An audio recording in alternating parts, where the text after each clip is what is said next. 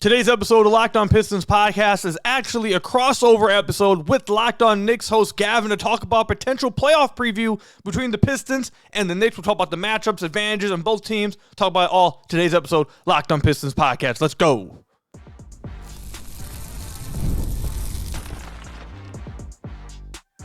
You are Locked On Pistons, your daily Detroit Pistons podcast, part of the Locked On Podcast Network, your team every day. What's the deal? Welcome back to another episode of the Locked On Pistons podcast. Per usual, I'm your host, Ku Khahill. You can find me over on Twitter at Ku Khahill. I want to thank you guys for making Locked On Pistons your first listen of every single day. We're free and available on all your podcast platforms. If you haven't already, head to the YouTube channel at Locked On Pistons. Hit that subscribe button or leave us a 5-star review on whatever podcast platform you're listening to this on. If you haven't already, head over to the playback room if you want to watch Pistons games with me and the rest of the Pistons fan base. I'll link that down below. Also, head over to LockedOnDaily.com, type in your email, and you'll get a Locked On Pistons daily newsletter along with your Locked On Pistons daily podcast. And also, hit the link down below if you're trying to see some of the Substack work I've been doing over the last month or so. Just dropped another article going to each breakdown of the Indiana Pacers and New York Knicks if the Pistons do match up with either of those teams. But without further ado, today's episode is a crossover with Gavin of Locked On Knicks. I hope you guys enjoy it. We go over the matchups, the pros and cons of each team, and what it could look like if the Pistons do match up with them. I hope you guys enjoy it. Until the next time, I'll see you guys later. Enjoy today's episode. I'll see you guys in the next one. All right, guys, as promised, we are lucky enough to be joined by the fantastic host of one of the best podcasts in the Locked On Network. It is Locked On Pistons, Ku Khahill. Ku, welcome to the show. Your Pistons have tortured the Knicks when they played this year. One Knicks blowout, and then Detroit able to take the other two games. 32-19 since December 19th, despite losing 4 of their last 5 over that stretch. A 50-plus game stretch now.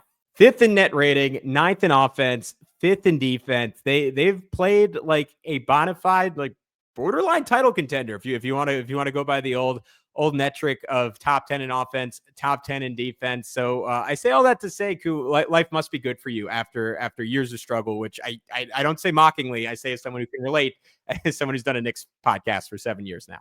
No, yeah, it's first of all, thank you for doing this crossover. I'm sure everyone's going to enjoy it. But second of all, yeah, it's been a lot better covering this team this year. It's been a lot better for the fans, obviously. It's been the most fun, I'd say, the Pistons community has had going all the way back to the 18-19 season where Blake Griffin took this team to the first round of the playoffs, ended up losing against the Bucks, got swept out in that first round of that season. But it was the most fun that they've had since that year. And that was, it's crazy to say, that's like 6 years ago already. That's crazy. But, yeah, it's been incredibly fun. I don't think anyone expected this year. They expected the team to be a little better, but expected them to get to a point where in early April, they already have locked up. And really, it was mid-March where it really felt solid that the Pistons were just not just make the play-in, but avoid the play-in entirely and make the top 6 in the East. I don't think anybody expected that. Play-in maybe, but just to avoid that and be a top 6 team in the East and like you've mentioned, be a borderline like top 8-ish, 9-ish team since mid-December, beginning of January. No one expected that, so it's been incredibly fun to watch this year. Yeah, I think we have to caveat all of this with you can let me know if you agree on your end. But my opinion, if I were a Pistons fan and I saw what was a 28-game losing streak a season ago, I would almost think about all of this as borderline gravy at this point. Like whatever happens in the playoffs, like you are in such a better position than you thought. Cade Cunningham, who I don't know if this was an opinion in Detroit, but nationally people talked about as a bust, I think is clearly at this point a top 15 player in the NBA. I'm going to say maybe this is exaggerating, but at a minimum, someone I think is going to contend for MVPs like throughout his prime. Like I think he is that tier of player, one of the best building blocks in basketball, and clearly a great young nucleus around him. I say all that to say, like, if Detroit goes out in the playoffs and they get swept, like if I was a Pistons fan, this season is still an incredible success. But I also think, given all the numbers I just cited, like Detroit should go into a first round series against anyone, including the Knicks, saying like, "Hey, we've been a top 5 team in the NBA for 2/3 of the season. Like we have a real chance to win a series."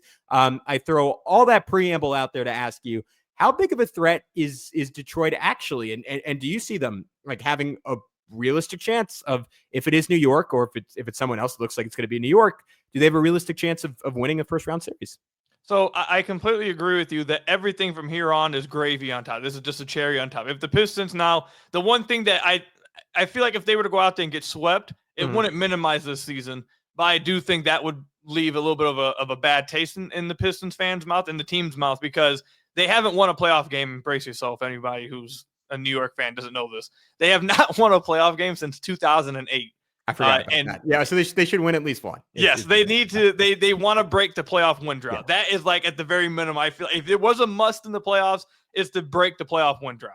The last time they won a game, Chauncey Billups and Rip Hamilton were in their jersey. Like it's been a very, very long time. So I think that's a borderline must. But if they were to go out there and lose in the first round, it's not a big deal. No one's freaking out. Like you said, everyone's feeling amazing about this team moving forward. Everyone's feeling like they're going to continue to take steps moving forward. This is the first time where they feel like that, when they made the playoffs in 18 and 19, it was kind of with the old roster and it was like, okay, this is basically capped out. And then in 15, 16, when they made the playoffs with Andre and Reggie Jackson, that was a younger team, but it didn't really have the guy on the team. They had a bunch of solid role players that would go on and play for a bunch of contenders around the NBA for the next 10 years. KCP, Andre, Reggie Jackson, Tobias Harris, who's back, Marcus Morris, a ton of guys. But now they have, like you mentioned, Cade Cunningham. They have the guy, along with a bunch of other young players who are contributing to this push this year. They're only going to continue to get better. So everyone feels good. Whether they lose or not, it is what it is. Do Pistons fans think, and does the team think they could win? Yes, they think they could win a playoff series. And again, they've played like it almost feels wrong to say this, but it's not. They've legit been a top 10 team since December. They have been. This is not just a feel-good story anymore. Like for multiple months, for a large sample size, they have been one of the better teams in the entire NBA. If you go since Ausar Thompson was put into the starting lineup, they have a top 5 defense. Only I think 5 or 6 teams have more wins than them over that span. They have been tremendous over this stretch. So they're walking into the playoffs saying we can upset New York. We can upset Indiana. Are they going to be underdogs? Yes, they're going to be underdogs in any series they play. And will they be expected to win the series? Probably not. But do they feel like they can do it? Is it an impossibility? They don't think so. They think they have a chance to do it. They coming into this conversation, they've lost 4 out of 5. I know if I'm saying correctly, Cade Cunningham was out for some of that stretch. How concerning is that to you? And what do you think is going wrong right now? And is there time to remedy it?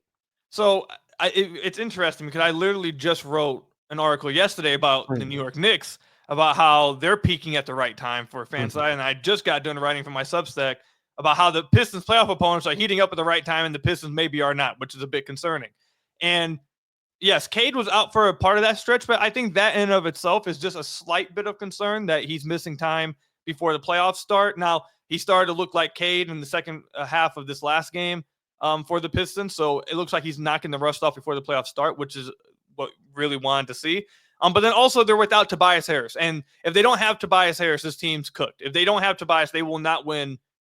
I wouldn't be shocked if they lost in 5. I don't want to say swept, but if they don't have Tobias, they're cooked. They don't have the size without Tobias, and they've been without him for, I believe, more than 5 games now. He tried to come back against OKC, ended up leaving middle of that game, re-aggravating this injury he's dealing with. So they need Tobias to come back.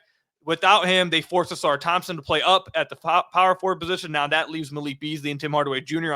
as your point of attack defenders, and that's just cooked. So they need Tobias back, help on the glass, allow Ausar to guard on the perimeter, guard the Jalen Brunsons, the Tyrese Halliburtons of the world, where he's not instead now guarding on, down low, getting rebounds, and now Malik Beasley and THA are just getting torched. That's the real concern in Detroit. If Tobias is healthy and he gets back before the playoffs, I think everyone feels fine. If he is not healthy and he's still struggling to get back, that's when the concerns will start to rile up. All right, tell me, we're going to go a little bit into the matchups in the third segment. And again, if the two teams are matched up in the playoffs, I'm sure we'll do like a 2-parter extravaganza where we really get into the nitty gritty. But one X factor to me, and it's a name you've brought up multiple times, is Ausar Thompson, and someone who scares me a little bit as a Knicks fan, because him and his brother, even though Jalen torched men when they played the Rockets last game, is someone who's capable of potentially giving Jalen Brunson some trouble. I know he's been putting up fantastic numbers the last 5-10 games or so, and he's just getting fully healthy after a battle with a weird illness, and of course coming off a traumatic season-ending injury from a year ago. What kind of role do you think he's ready for in the playoffs? And is he the kind of guy that like is a special regular season player, and then teams like we've seen the best teams in the NBA due to the Knicks with Josh Hart, teams can weaponize his lack of shooting and perhaps he'll be forced into a slightly smaller role come postseason until he remedies that? Or is he just so good as a point of attack defender, so important in terms of his athleticism, so important in transition that the Pistons will have him out there and they will find ways to compensate for whatever the spacing issues are with him? Yeah, I think Ausar is the X factor for the Pistons this playoffs. I think he's been the second best player since January on this team. He's been that impactful. His defense, look, he's the only person on this team that can guard Jalen Brunson. And Jalen Brunson, I just wrote about, and you guys all know this. Jalen Brunson's a playoff monster. He is a playoff riser. He shows up he is an absolute bona fide superstar in the playoffs. So guarding him and checking him without fouling too and getting into foul trouble is going to be a struggle. It's going to be hard to do. But if there's anyone that's capable of doing it, it is Ausar Thompson. So he's the only person on the team that can actually guard anyway. So it's a good position to have. He is going to be incredibly important, whatever the Pistons can do in the playoffs. I do think that I'm interested to see how the Knicks guard him because, like you mentioned, I do suspect if Tobias, I don't want to get into the matchups too much. We'll wait to the last segment. But I do think there's some similarities. We'll get to that later about how teams maybe will guard New York with Josh Hart to how maybe they'll try with the Pistons and Ausar. I think the Pistons can counter it because of how good Ausar is as a playmaker, a passer, and how good he is with the ball in his hands, pushing the ball and creating for others. I think you can get him involved in some actions and kind of to avoid that. Whether the Pistons do that or not is going to be interesting. But overall, I think he is the X factor. If the Pistons were to upset the Knicks, obviously Cade has to play well. Cade has to be Cade. But if there was another player who told me stepped up and really willed the Pistons to this victory, it would be Ausar Thompson. All right. I'm interested in him. Love him as a player. Hopefully not dominating my Knicks, but we will get into much more. You Pistons fans are going to learn a little bit about the Knicks, and we'll get into some of the matchups next on Locked On Knicks and Locked On Pistons. But first, I want to tell you about some of our friends over at TurboTax. This is a message from sponsor Intuit TurboTax. Taxes was waiting and wondering and worrying if you were going to get any money back, and then waiting, wondering, and worrying some more. Now, Taxes is matching up with a TurboTax expert who can do your taxes as soon as today. An expert who gives you your taxes, who gives your taxes their undivided attention as they work on your return, while you get real-time updates on their progress so you can focus on your day. An expert who will find every deduction possible and file every form, every investment, and everything with 100% accuracy, all so you can get the most money back guaranteed. No waiting, no wondering, no worries. Now this is Taxes. Get an expert now at TurboTax.com. Only available with TurboTax Live full service. Real-time updates only in iOS mobile app. See guarantee details at TurboTax.com/guarantees.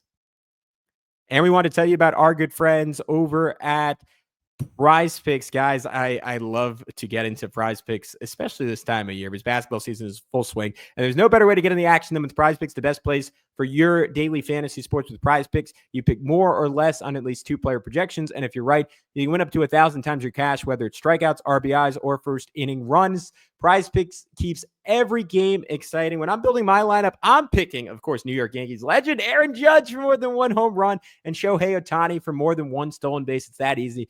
It's fast and simple. All you do is set your lineup. It takes less than 60 seconds. When you win, your payout is quick, safe, and secure. They also offer exclusive promos. I'm a big fan of Taco Tuesdays, where Prize Picks offers discounts on select player projections for even more value. So download the app today and use code LOCKEDONNBA to get $50 instantly after you play your first $5 lineup. That's code LOCKEDONNBA for $50 instantly after you play your first $5 lineup. Prize Picks, run your game. All right, Ku, I'm going to toss you the proverbial mic. What do you want to know? You just wrote an article on them, so maybe you don't need to know much. What do you want your fans to know about the New York Knicks? So, yeah, I know quite a bit about the Knicks as of late. I've been looking into the numbers and trying to learn as much about them. If Knicks fans want to check out the article I'm about to have dropping, it's going to drop today, so you guys can check that out in my Substack. But I guess the first question I'll ask is this. Obviously, for the majority of the year, the Knicks were viewed nationally, I would say, as like fake contenders because of how bad their defense was. Their defense for the first, I believe, 50-some games was 21st in the entire NBA. They struggled immensely. But Mitchell Robinson came back on February 28th, and since that time, they are the 7th best defense. My question to you is, how real do you guys believe that defense is? Is it more about Mitchell Robinson and OG Anunoby coming back within the same week of February? and playing well? Or is it more, 'cause I've seen some people believe this as well, which I understand. Is it more about, yeah, the offense takes a dip without Jalen Brunson, but now you have one less player who maybe will get attacked on defense? Is it more that, or do you attribute more to the return of Robinson and OG within the same week? Yeah, I think it's unfortunately a little more the latter. And look, for some of that stretch, the Knicks had Campaign out there as their starting point guard, which is maybe I wouldn't even call him a deep. I would say him and Brunson are pretty equivalent defensively, but you did get a bunch of games with DeLon Wright, who is a fantastic defensive player. You got a bunch of games with Deuce McBride, who's a fantastic defensive player. To your point, it certainly makes a difference having Mitchell Robinson out there in the non-Cat minutes. They have been fantastic defensively with him on the floor. But I think as long as Brunson is there, as long as Cat is there, this team tops out as probably a slightly above average defense on the whole. And unless you were going to go super big and start Mitchell Robinson and Cat together, which Tom Thibodeau sort of alluded to when Mitch was first coming back, but we still have not seen that as the starting lineup. We've seen fairly limited minutes with those two together. I thought it was interesting last night against the Celtics. They did lean into that lineup a little bit more, which maybe tells you something about how they're planning to play come playout time and planning to lean They into did Mitchell play Robinson. the Celtics well. They played the Celtics really tight. Yeah, they played a good game and they were good in those minutes. I just think Mitch, with his injury history at this point, is at most a 20-minute per game guy in the playoffs. So they're only going to lean into that so much. Of the magic of this team should be Cat 5 out. I think having Josh Hart out there complicates it a little bit. But I say all that to say, like, they are not all of a sudden going to be a special defense. The one thing to note is the Knicks defense has consistently gotten better in the playoffs while their offense gets worse. So I think Tom Thibodeau might have some tricks up his sleeve. I do think guys like OG Anunoby and Mikal Bridges maybe even have another level in them to cover up for some of the deficits across the board. But with Brunson and Cat, you're just never going to be elite on that end of the floor. So you brought up some of the wings, and that was going to be the next part I wanted to get to, is that so the Pistons all year, and Pistons fans listening to this know this, Knicks fans will get to learn this now, especially if they match up in the playoffs. The Pistons have been fine guarding with the Ausar at the point of attack, other guards who create. They've been really good in that regard, like throw whatever name out. Whatever you got, you can put Ausar on. Ausar does really well on them, especially even like Jason Tatum. Jason Tatum's bigger, but he did a good job against Tatum as well. But more so against point of attack guards. When they go against larger wings, that becomes a problem because Ausar, you want him guarding the opposing team's best ball handler and shutting them down, not letting dribble penetration in, and kind of using him as an off-ball roamer as well, so he can use his weak side rim protection, his ability to get into the passing lanes, rotate, processing on the defensive end. You want him to be able to do all of that, but while he's able to guard some wings, he's not necessarily the strongest guy to where you'd like to. That's not where his biggest strength is. He can do it, but his strength more so is guarding quicker guys, being used off ball, shutting down dribble penetration. You put him up against, let's say, Indiana, in case the Pistons play Indiana, like a Pascal Siakam, he's going to have problems with that. So that's where the Pistons' big issue comes from. They don't have much size over there. OG Anunoby, we've talked about this in the Pistons community. OG Anunoby and Mikal Bridges, while they are good players, it seems like they are lower on the pecking order offensively for the Knicks when it comes to like Brunson and then obviously Cat, who's having an absurd season, to where some Pistons fans believe, well, that weakness won't be exploited really as much because it's not like OG or Mikal are really asked to go out there and ISO or go out there and create their own offense so much because they have Brunson and Cat. Is that something that you think Pistons fans should still be concerned about, or have Mikal and OG? I know OG's been tremendous over the last month and a half. He's been crazy.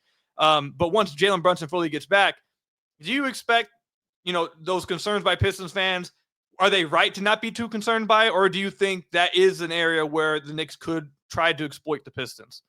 So it is a fantastic question because it's one I don't know the answer to, because I think it changes game by game how much Tom Thibodeau is willing to lean into that. We saw in the Knicks in-season tournament game against the Hawks. The Hawks just planted Trae Young on Mikal Bridges, and they said, hey, we're confident you're not going to really go at this. And the Knicks didn't. Like, Mikal had, I think maybe, if I'm remembering correctly, took like 6 or 7 shots in the game, and he scored pretty much every time he got the ball against Trae Young, because for all the crap he's taking this year, Mikal Bridges is still very good offensive player, one of the best mid-range operators in the entire league. But if you don't hit that button, if you're Tom Thibodeau, like you let a defense off the hook.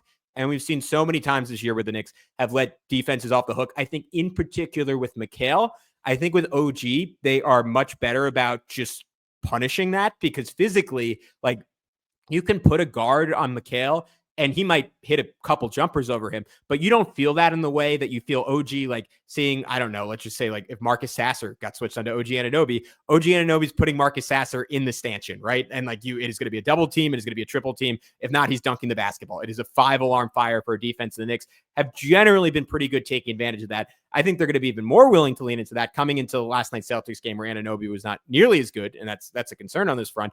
He had put up 28.5 points per game over his last 8 games, shooting 58% from the field, 47% from 3, right? He's on an all-time heater. He's driving the ball more confidently than I've ever seen him drive it. And there is a very fair question of like, is he going to get enough touches to maintain that confidence, maintain that rhythm, maintain that aggression with Brunson back? Because Brunson's first inclination is not always to get off the ball quickly. I do think JB's done a slightly better, I don't know if anyone's ever called him JB. I don't know why I just did that, but I think he's done a slightly better job of that these 2 games since being back than he was doing in the past. But like Mikal, like didn't really shoot until the 4th quarter against Boston. So maybe that's a lot of information and ultimately a non-answer, but it is on Tom Thibodeau to really lean into it. It is on Jalen Brunson to force the issue. And it's on both those guys when they have opportunities to be really aggressive. It's been very hit or miss this year as to whether the Knicks have actually taken advantage of what's probably their greatest strength, which is that there really isn't a hiding place for any of these guys in the starting lineup, save maybe putting your center on Josh Hart. Right. Okay. So that's going to be big time. I'm interested to see how that plays out because I think that is the Pistons' biggest weakness defensively. They have become a really good defensive team, but I think the wings is where they really can get taken advantage of. Last question I have is this, and this will give a hint into the matchups that we're going to talk about coming up. Josh Hart, is he someone that you believe the Knicks are going to play him no matter what? Is he one of those players that is so important kind of like the question you asked with Ausar?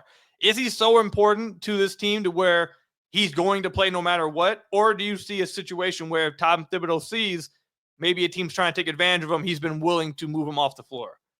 So this is similar to the answer to my last question. There is a difference in what I think and what will actually happen. What I think is you should put Deuce McBride out there. McBride is I got to double check this, but this was true as of about 2 weeks ago. He's the only player on the Knicks that is in all 6 of their top lineups that have played at least 100 possessions in terms of net rating, right? Good things happen when Deuce McBride is on the floor. And in my mind, I think the Knicks would be pretty unstoppable offensively in a world where they just put Deuce McBride in for Josh Hart in their starting lineup and they had 5 out. I just don't really see a way. Even the best defenses in the NBA can guard the Knicks if you weaponize their shooting and spacing like that. I think you do give teams a fair chance to guard the Knicks when your center can stay home and you have that extra bit of help on Karl-Anthony Towns, who one-on-one has been essentially unstoppable this year, but has been quite stoppable when there's a big, particularly someone as well-built and as aggressive as Isaiah Stewart, hovering around the basket. Do I think Tom Thibodeau believes that or will do that? Hell no. Josh Hart played the final 29 minutes against the Boston Celtics, the team, along with the Thunder, that's probably the best in the NBA at weaponizing him being on the floor and punishing the Knicks for having on the floor. And Tom Thibodeau just does not care.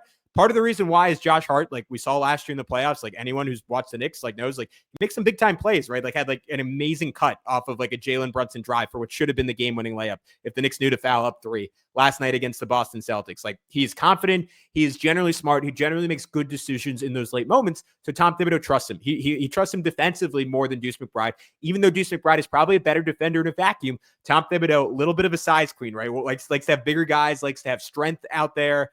And Deuce McBride, as good as he is point of attack, as good as he is in terms of screen navigation, is just not really that. So I think you are always going to default to closing with Josh Hart, unless Deuce McBride is just having an out of his mind shooting performance, or Josh Hart is having a truly terrible game. You will see him out there. Detroit will take advantage of it to some extent, and the Knicks will probably try to live with the results. Yeah, I'm really again, even not against the Pistons. If the Knicks were to get past the Pistons, I'm really interested to see if Tom Thibodeau is flexible there, because I just go back to watching the Knicks against the Lakers, and I remember the final possession of that. First of all, the entire 4th quarter of that game, they weren't even guarding Josh Hart, and they were just trapping Jalen Brunson, basically playing 4 and 3 on the weak side, not guarding Hart. And then specifically the final play of the regulation, you call a play, you inbound the ball to Jalen Brunson, they double teamed him before he even crossed half court because they're not guarding Josh Hart in the corner. That was really puzzling to me by Tom Thibodeau. So I just wanted to see if that's something he's been reluctant to change off of all year.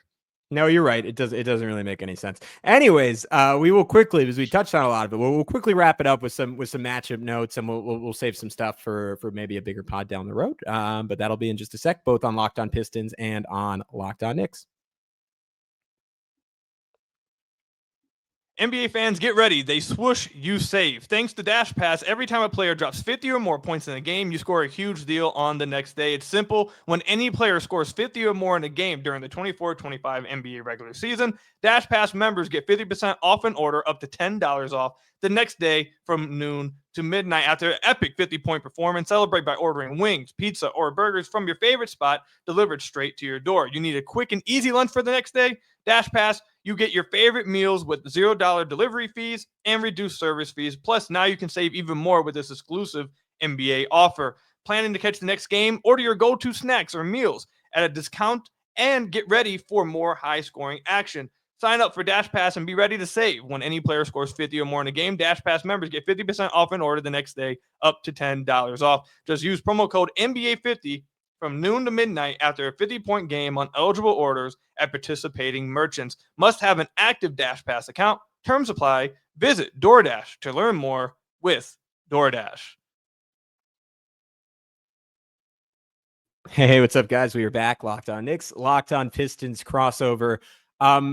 Ku, my main question is, are the Knicks going to realize that Malik Beasley is one of the best shooters in basketball? I can't get that second game out of the season out of my head where they just left him open over and over again. And then, of course, in the third game, they tried to blitz the ball out of Cade's hands, and he just made easiest play in the world. Swing, Hardaway 3, Beasley 3. I still have nightmares over here, buddy. I'm going to probably break my computer if that happens at any point in a Knicks Pistons series. I know that's not a question you can answer, but to me, like that, like when I look back on those two games, I just look at the Knicks like really not maybe respecting Detroit enough and not understanding their personnel well enough is like a big source of their issues in those games.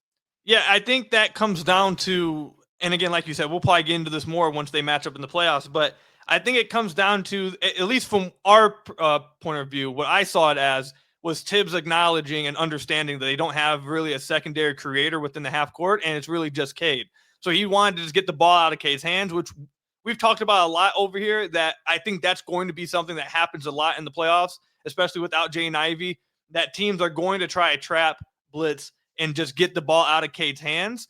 And I do think it will have some success, but like you mentioned, the Pistons do have shooters out there that if you do play 4-on-3, they can find Tim Hardaway Jr., Malik Beasley. And Malik Beasley's been one of the best shooters in the entire NBA this year. He just crossed over 300 made threes coming off the bench, which is honestly pretty crazy. The thing with the Pistons that is what the Pistons have that is a counter to this when teams do try to trap and blitz them is they have two really good playmakers out of the short roll in Jalen Duren and Ausar Thompson, especially, which is what I hope they do, because I do suspect, and we'll probably talk about it, the Knicks will probably guard Ausar with whoever they don't want being attacked, and they'll probably just have him roam. I really am interested to see the Pistons try to put Ausar in pick and roll, and if they do want to blitz still Cade to try to trap Cade, now you got Ausar rolling, short roll, and he's capable of immediately, like you saw in the last Knicks game, immediately finding Malik, immediately finding THJ, and I think that's a counter for the Pistons. Unfortunately, their half-court offense just hasn't been very good this year, so I do think at the end of the day, if the Pistons do lose to the Knicks, I think it will come down to that they'll probably try to trap and blitz Cade a lot, and the Pistons won't consistently be able to make teams pay the Knicks, whoever they match up with, enough in the playoffs. Yeah, I think the Cade performance in MSG, if it's not number one, it's close to the best I've seen any individual player play against the Knicks all year. Like he got, I thought McHale gave like a pretty game effort guarding him, and when Bridges was really struggling on both ends of the floor, that it was borderline encouraging. Even though Cade was torching him, I was like, you know what, he's kind of sticking with him. Cade's making a lot of tough shots, and then the Knicks throw OG Anunoby on him, and at that point it's too late. Like Cade's red hot. It almost doesn't even matter. I would be pretty shocked if the Knicks don't start the series with Anunoby on Cade. The question is, like, how much time does he actually get to guard him? Because Detroit obviously is going to set a screen, and then the Knicks have to decide how to operate from there. Like early in that third game, like they had cat and drop, and that was just 3 after 3 after 3 after 3. I would hope the Knicks lean into switching a little bit more. It's been a big point of discourse, both coming out of that game and coming out of basically every game against the Boston Celtics, where Karl-Anthony Towns is actually like, I think that is generally the best option for him defensively. Like, he holds up pretty well in switches. You of course have to take into account his energy and the fact that he's very foul prone, and like Cade could have him pick up 3-4 fouls doing that really early in a ball game. But that dance in terms of how the Knicks guard the Pistons pick and roll, and to your point, if they do decide to blitz, how Detroit takes advantage 4-on-3, and like whether the Knicks are able to stay on their shooters while still protecting the rim, like that balance to me is the series, because I think Detroit will have games, will have stretches where they slow the Knicks down. I think this Knicks offense is good enough that they'll get their points for the most part against any defense. It's just it's how much Detroit can make the Knicks feel pain for having Karl-Anthony Towns on the floor. So I got a question concerning Josh Hart now, and it's a Josh Hart and Karl-Anthony Towns question. So I've been talking about this a lot with some other people within the Pistons community, and I would expect, and the Knicks, or not the Knicks, the Pistons actually did this a little bit this season. If Tobias Harris is healthy, I would expect the Pistons probably to put Tobias on Cat and then put Jalen Duren on Josh Hart. Is that something that teams have done throughout this year, and have they had success putting a smaller player on Cat? Teams have done it a lot, with the caveat that Hart's on the floor and they can keep their center at home. And it is, I was kind of alluding to it, and I got a little ahead of my skis when we were talking about it last segment, but like Cat has struggled to pass out of drives, and he's generally like, it's almost like he has blinders on and he can't see the corner. Someone could be wide open in the corner. Cat is generally not seeing them. It's gotten a little bit better these last couple of games, and he's starting to make, like, again, nothing overly complicated, just drive, spray it to the near corner, right? Like not a crazy pass. He's a really good passer from a standstill. I don't know why 10 years into the NBA, someone who is as extraordinarily skilled as he is not capable of doing that, but it's very inconsistent. And I worry against the defense as good as Detroit, with the team speed they have, whether he's going to be able to make those passes, because we saw it yesterday against the Celtics after a really good stretch of him making those kickouts. Like, he hasn't really been able to do it. And then what's Josh Hart going to do? Is he going to duck into the dunker spot? Is he going to clog the lane further? Is he going to stay out there and like, will he shoot 10 open threes a game and maybe swing the series by just making 3 or 4 of them? That's what happened last year against the Sixers. And that was enough for the Knicks to upset Philly, even when they were injured. So I say all that to say, like, that is a pretty typical way other teams have covered Karl-Anthony Towns, and it works as long as you can keep your center home.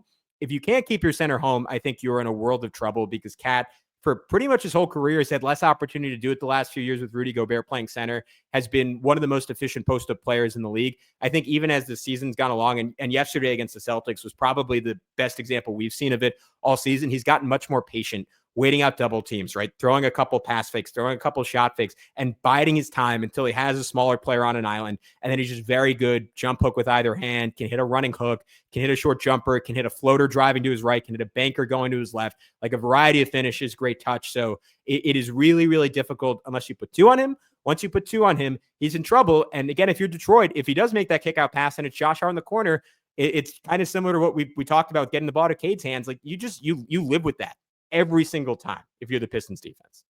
Is there any questions you got for any matchups with the Pistons? No, you know what, man? I think we can wrap it up right here. I'm a little worried. We're gonna end up being repetitive. We can probably go for another 40 minutes. yeah, you came into this prepared. You had a lot of great questions. So I want to save some stuff for that very likely playoff matchup. And maybe on that day, because I've seen a lot of Pistons fans talking about how they're excited to play the Knicks. So we can get into like the trash talk element of this when we come back next time. But Ku, thank you so much for coming on, buddy. One final time, can you tell everyone where they can find your article in the Knicks? Because I'm sure people are excited to read it. Yeah, you can find it over on Substack Pistons Kudos, or you can just look up my name, KuKahill.substack.com. It'll be posted later on today, talking about how the Knicks are heating up at the right time, and could that spell trouble for the Pistons.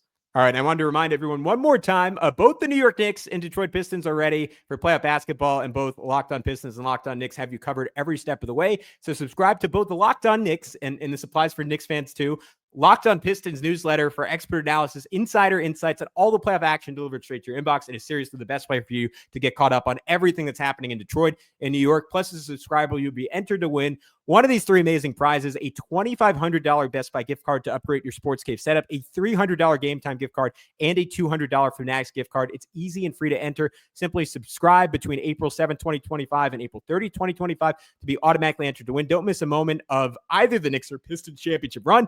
Join the Locked On Knicks or Pistons newsletter today and subscribe for an experience in the playoffs like never before. Subscribe today and enter the win by clicking the link in the description. Until next time, he's Ku. I'm Gavin. We'll talk to you soon on Locked On Knicks and Locked On Pistons.